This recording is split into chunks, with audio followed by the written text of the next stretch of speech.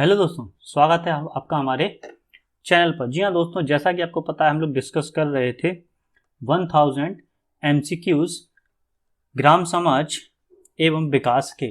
जी हाँ दोस्तों, डेली इस सीरीज में हम daily 25 number of question discuss करते हैं।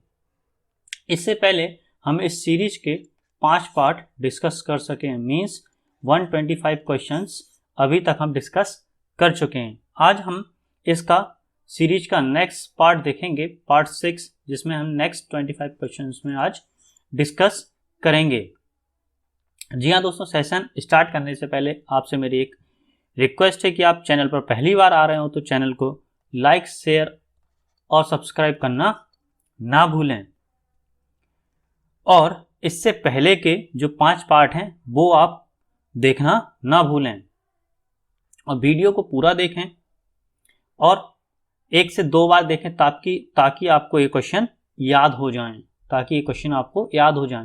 या दोस्तों 100% ऐसे ही क्वेश्चन आपको यूपी यूपीएससी लेखपाल के पेपर में देखने को मिलेंगे। तो चलिए स्टार्ट करते हैं आज का सेशन पहले क्वेश्चन के साथ। क्या है पहला क्वेश्चन? पहला क्वेश्चन कहता है मूल स्थिरीकरण कोष की स्थापना का अनुमोदन किन फसलों के लिए किया गया है? तो दोस्तों ये किया गया ऑप्शन नंबर ए सही, चाय, कॉफी, रबर और तंबाकू। जितने भी कैश क्रॉप्स हैं ये उनके लिए किया गया है और जो लिमिटेड मात्रा में होती हैं, चाय, कॉफी, रबर और तंबाकू के लिए। नेक्स्ट बात करते हैं राज्य कृषि विभाग द्वारा ये पवन नहीं होगा, ये होगा किस मासिक बुलेटिन प्रकाशित किया जाता है? तो कृषि विभाग द्वारा मासिक जो पत्रिका है, बुलेटिन है, वो कृषि चिंतन प्रकाशित की जाती means option number D is correct. बात करते हैं नेक्स्ट क्वेश्चन की। नेक्स्ट क्वेश्चन क्या कहता है? 128वां क्वेश्चन, देश में प्रथम दुग्ध संघ की स्थापना कहाँ की गई थी? तो ये की गई थी लखनऊ में।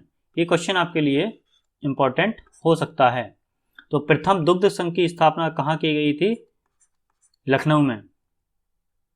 नेक्स्ट क्वेश्चन की बात करें, उत्तर प्रदेश में किसान मित्र योजना कब प्रारंभ की गई? तो ये प्रारंभ की गई 2001 में। Option number B is correct. Next बात कर लेते हैं, उत्तर प्रदेश राज्य के किस जिले में अफीम की खेती सर्वाधिक होती है? तो ये होती है option number A is correct, Barabanki में। ये भी क्वेश्चन आपके लिए इंपॉर्टेंट हो सकता है। हालांकि यहाँ मैं जितने क्वेश्चन डिस्कस कर रहा हूँ सारे के सारे क्वेश्चन इंपॉर्टेंट हैं। क्लियर दोस्तों? तो उत्तर प्रदेश के किस जिले में अफीम की खेती सर्वाधिक होती है? बाराबंकी में। बात कर लेते हैं 131वें क्वेश्चन की। क्या कहता है? निम्न में से कौन सा सामाजिक सर्वेक्षण का प्रकार नहीं है? कौन सा सामाजिक सर्वेक्षण का प्रकार नहीं है? उपरोक्त में से कोई नहीं। जी हाँ दोस्तों, जनगणना और नमूना सर्वेक्षण, मात्रात्मक और गुणात्मक सर्वेक्षण, प्रारंभिक और आर्थिक सर्वेक्षण, ये तीनों ही सामाजिक सर्वेक्षण के प्रकार हैं। तो option number D is correct. बात करते हैं नेक्स्ट क्वेश्चन की। नेक्स्ट क्वेश्चन क्या कहता है? सामग्री विश्लेषण की विधि कब शुरू की गई थी? तो ये शुरू की गई थी ऑप्शन बी इज करेक्ट 1926 में। ये क्वेश्चन दोस्तों आपके लिए इंपॉर्टेंट हो सकते हैं। क्लियर दोस्तों? बात करते हैं नेक्स्ट क्वेश्चन की। नेक्स्ट क्वेश्चन क्या कहता है? महात्मा गांधी राज्य ग्रामीण विकास और पंचायती राज संस्थान कहाँ स्थित है? तो स्थित है option number D is correct, Jabalpur में। Option number D is correct, ये स्थित है हमारा जबलपुर में। नेक्स्ट बात कर लेते हैं, इनमें से कौन सा एकीकृत ग्रामीण विकास कार्यक्रम का मुख्य उद्देश्य है? बैंकिंग में सुधार, ग्रामीण विकास, गरीबों को रोजगार, इनमें से कोई नहीं। तो ऑप्शन सी इज करेक्ट, गरीबों को रोजगार IRDP प्रोग्राम का मुख्य उद्देश्य है। Integrated rural development programme means एकीकृत ग्रामीण विकास कार्यक्रम का मुख्य उद्देश्य गरीबों को रोजगार प्रोवाइड कराना है। नेक्स्ट क्वेश्चन की बात करते हैं, नाबार्ड का मुख्य कार्य निम्नलिखित में से क्या है? नाबार्ड, NABARD, नाबार्ड। नाबार्ड का फुल फॉर्म है नेशनल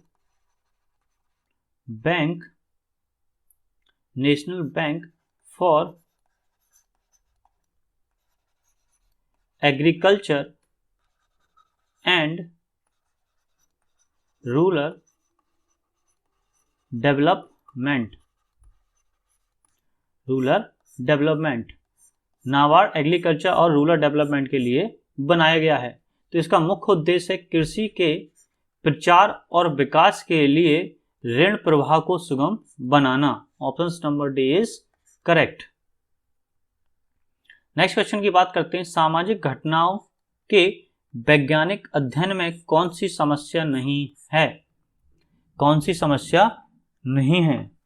तो ये ऑप्शन सी इज करेक्ट। सामाजिक परिघटनाओं की वस्तुनिष्ठता एक समस्या नहीं है।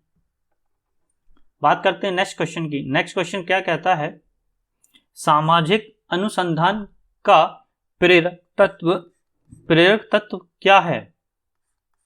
प्रेरक तत्व क्या है? धन की प्राप्ति, यश की प्राप्ति, अज्ञात के प्रति जिज्ञासा, धन और यश की प्राप्ति। तो option number C is correct. जो सामाजिक अनुसंधान का प्रेरक तत्व है वो है अज्ञात के प्रति जिज्ञासा। Option number C is correct. Next question की बात करते हैं, अफ्रीकन समाज को कहा जाता है? जी हाँ दोस्तों, अफ्रीकन समाज को किस तरीके का समाज माना जाता है? जनजातीय समाज माना जाता है अफ्रीकन समाज को। नेक्स्ट बात कर लेते हैं, भारतीय समाज को क्या माना जाता है? ये इंपॉर्टेंट हो सकता है। भारतीय समाज को कृषक समाज माना गया है।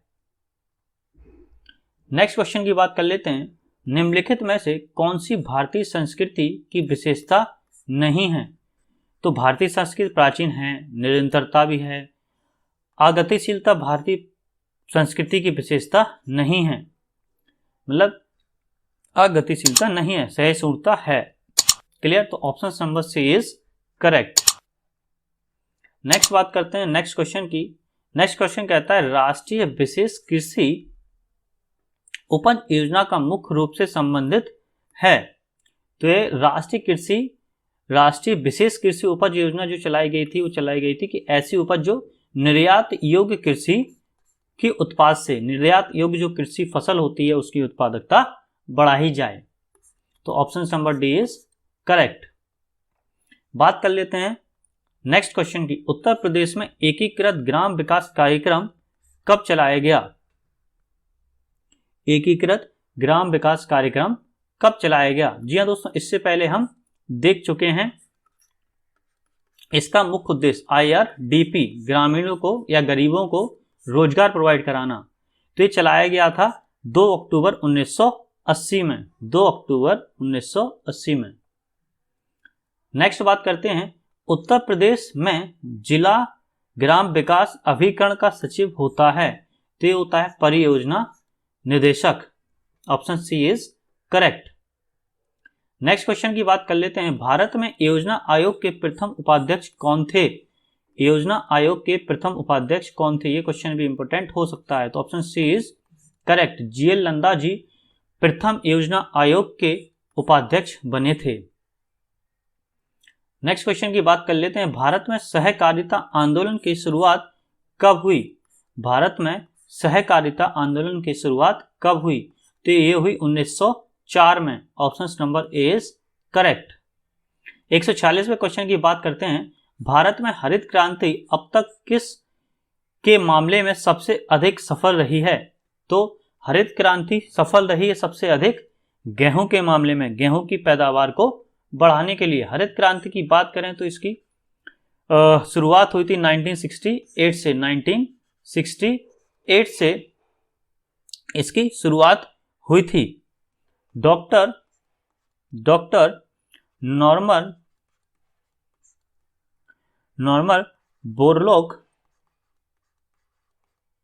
बोरलॉग को हरित क्रांति का जनक कहा जाता है और भारत में हरित क्रांति का पिता कहा जाता है MS स्वामीनाथन जी को, एमएस स्वामीनाथन को भारतीय हरित क्रांति का जनक कहा जाता है, जबकि हरित क्रांति का जनक कहा जाता है डॉक्टर नॉर्मन बोरेक को, और ये 1968 से चालू की गई थी। नेक्स्ट बात कर लेते हैं राष्ट्रीय ग्रामीण स्वास्थ्य मिशन का शुभारंभ कब हुआ? तो ये हुआ, option number D is correct, 12 अप्रैल 2005 से राष्ट्रीय ग्रामीण स्वास्थ्य मिशन का प्रारंभ हुआ। नेक्स्ट बात करते हैं, प्रधानमंत्री ग्रामोदय योजना में सम्मिलित नहीं है। बेसिक शिक्षा सम्मिलित है, पोषाहार, पेयजल, स्वास्थ्य है, ग्रामीण सड़कें तथा आवास है। तो option number D is correct, लघु उद्योग प्रधानमंत्री ग्रामोदय योजना में सम्मिलित नहीं है। नेक्स्ट बात कर लेते हैं, एक लट्ठा कितने इंच के बराबर होता है? एक लट्ठा कितने इंच के बराबर होता है? तो दोस्तों एक लट्ठा मीन्स एक लट्ठा इंच, सेंटीमीटर, इस सारी की सारी जो इकाई हैं ये लंबाई मापन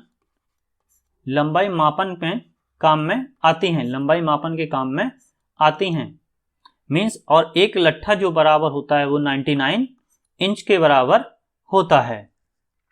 ये आपके लिए इंपॉर्टेंट हो सकती है, ये लेखपाल के पेपर में इकाई का क्वेश्चन एक जरूर पूछा जाएगा। नेक्स्ट क्वेश्चन की बात कर लेते हैं, एक जरीब कितने क्रम के बराबर होती है? जी हाँ दोस्तों, तो एक जरीब 10 क्रम के बराबर होती है। जी हाँ दोस्तों, याद रखना, क्रम लंबाई मेजर करने की, लंबाई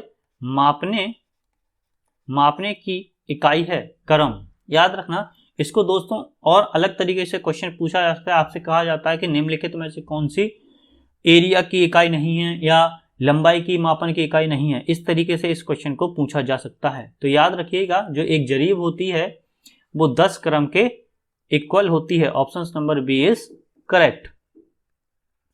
तो दोस्तों ये थे आज के 25 क्वेश्चन, इस सेशन के 25 क्वेश्चन। थैंक यू दोस्तों। अगर ये सेशन आपको पसंद आ रहा हो तो आप प्लीज़, आपसे रिक्वेस्ट है, इससे पहले वाले सेशन आप पूरे जरूर देख लें, 1-2 बार देख लें, ताकि आपको वो क्वेश्चन याद हो जाए। मोस्ट इंपॉर्टेंट क्वेश्चन हैं ये जो भी मैं डिस्कस कर रहा हूँ। और बने रहिए हमारे चैनल के साथ। और अगर आप पहली बार जुड़ रहे हैं तो लाइक, शेयर, सब्सक्राइब करना ना भूलें। Thank you.